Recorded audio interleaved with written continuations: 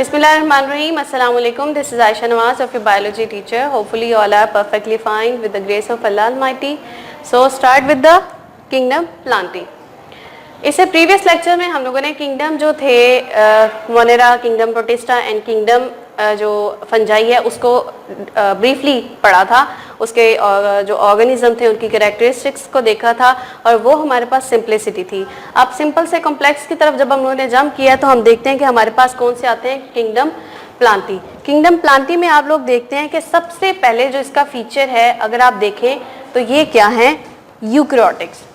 अगर kingdom Plantae की बात हम करते हैं तो इनमें ऑर्गेनिज्म अगर चेक करें तो ऑर्गेनिज्म कौन से प्रेजेंट होंगे, इनमें मॉसिस आ जाते हैं, फर्न्स आ जाते हैं और फ्लावरिंग प्लांट्स आ जाते हैं।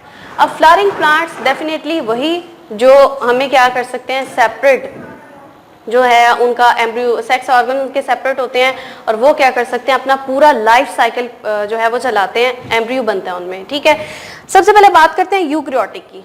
यूकैरियोटिक मतलब कि इनमें ट्रू न्यूक्लियस प्रेजेंट होता है, ये प्रोकैरियोट्स नहीं बल्कि यूकैरियोटिक होते हैं। दूसरी बात करती है मल्टी सेलुलैरिटी की। तो बात मैंने की कि इसमें क्या है, हाईली मल्टी सेलुलैरिटी शो करते हैं ये जो है प्लांट्स।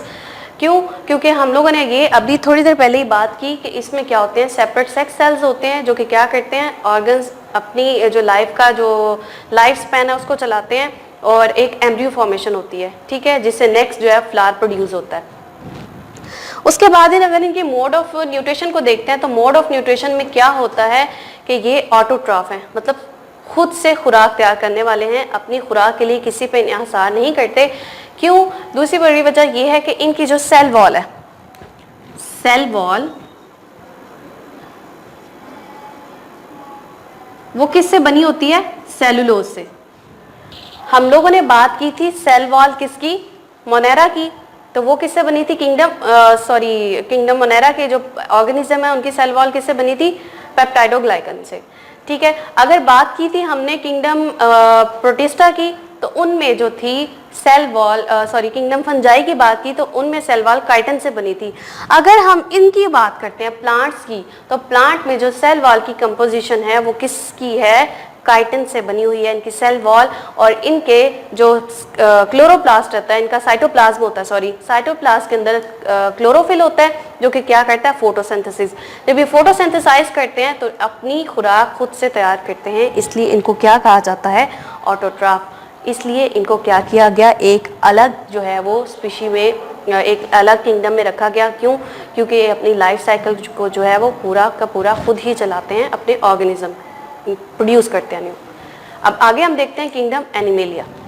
अब हम बात करते हैं किंगडम एनिमेलिया की। किंगडम एनिमेलिया ऐसा किंगडम है जिसमें जितने भी एनिमल्स हैं उनकी बात करते हैं। एनिमल्स जो एनिमल कैटेगरी में फॉल करते हैं उनको हम क्या कहते हैं, किंगडम एनिमेलिया। अब उनकी कैरेक्टरिस्टिक्स को देखते हैं। कैरेक्टरिस्टिक इनकी देखते हैं तो वो क्या है, सबसे पहले तो ये क्या है, हमारे पास यूकैरियोटिक है, मतलब ये कि इनमें भी वेल डेवलप्ड न्यूक्लियस प्रेजेंट होता है। दूसरी बात ये कि ये मल्टी सेलुलर हैं, हाईली मल्टी सेलुलर ऑर्गेनाइजेशन इनमें प्रेजेंट होती है क्योंकि इनकी जो बॉडी होती है वो मल्टी सेलुलर सेल से मिलकर बनी होती है, क्योंकि स्पेशल ऑर्गन प्रेजेंट होते हैं इनमें। अगर बात करते हैं सेल वॉल की तो सेल वॉल इनमें क्या होती है, एब्सेंट होती है, इनमें सेल वॉल प्रेजेंट नहीं होती।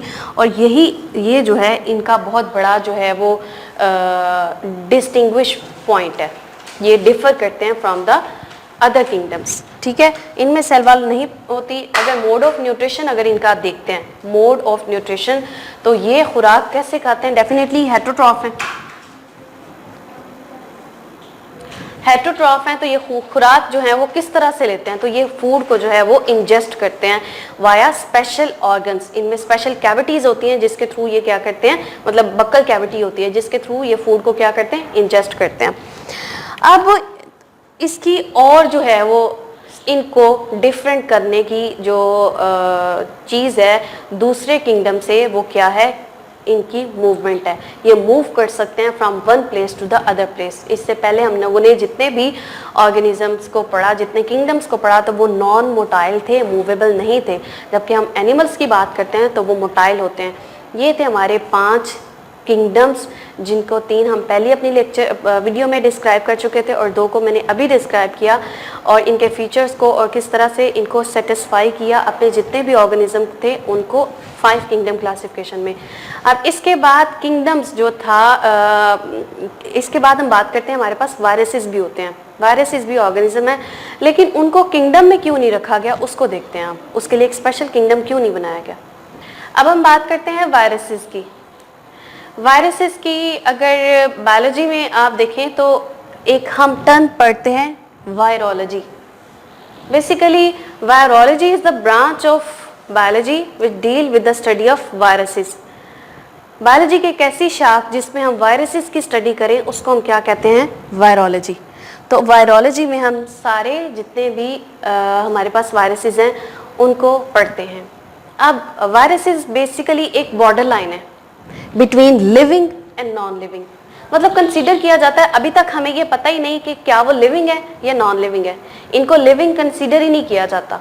एक बॉर्डर लाइन है, अपनी क्रिस्टलाइन नेचर की वजह से ये क्या है, बॉर्डर लाइन है between living and non living. अगर हम देखते हैं कि इनकी सेलुलर ऑर्गेनाइजेशन, तो इनमें कोई सेल प्रेजेंट नहीं होता, इनमें सेलुलर ऑर्गेनाइजेशन नहीं है। पहली बात तो ये कि हम इसको लिविंग कंसीडर ही नहीं करते, ठीक है।